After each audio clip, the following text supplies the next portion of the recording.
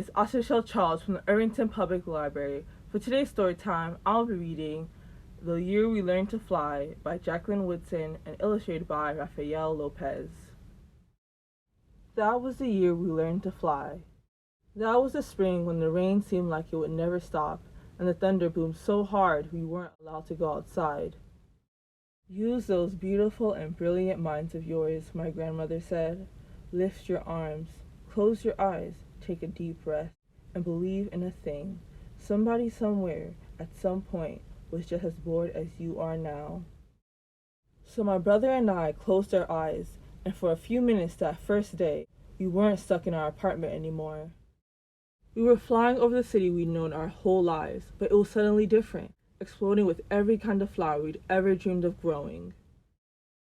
That was the summer we learned to fly, when my brother and I couldn't stop fussing with each other over whose turn it was to wash the windows, to feed the dog, to clean the kitchen. We fought and frowned and made silent promises to never speak to each other ever again. My grandmother said, lift your arms, close your eyes, take a deep breath, and stop being so mean about everything. Somebody somewhere at some point was just as mad as you are now. So we did, and as the soft wind took us out over the city and past the windows of kids who hadn't yet learned to fly, my brother and I reached for each other's hand, flying and diving and laughing, and leaving all of our mad far behind us. That was the autumn our rooms felt too big and lonely with only us in them and the darkness coming on so fast. But while we hugged ourselves against the too quiet of it all, we remembered that we didn't have to be stuck anywhere anymore. My grandmother had learned to fly from the people who came before. There were aunts and uncles and cousins who were brought here on huge ships, their wrists and ankles cuffed in iron.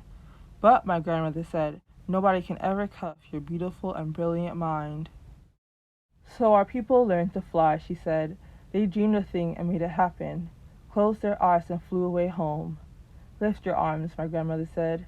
Close your eyes, and remember somebody, somewhere, at some point, had to figure out they could fly. That was the winter we moved away from the building and the block and the friends we'd always known, to a street where the kids looked at us funny and didn't even answer when we asked them if they wanted to play. It's okay, I said to my brother.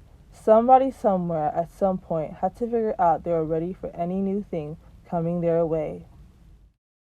So like the people who came before us, we lifted our arms even higher, closed our eyes even tighter, breathed in even deeper, and flew the way we'd always known how to, free as the aunties and uncles and cousins who'd come before us, free as our own beautiful and brilliant minds. For a long time the kids on the ground watched us.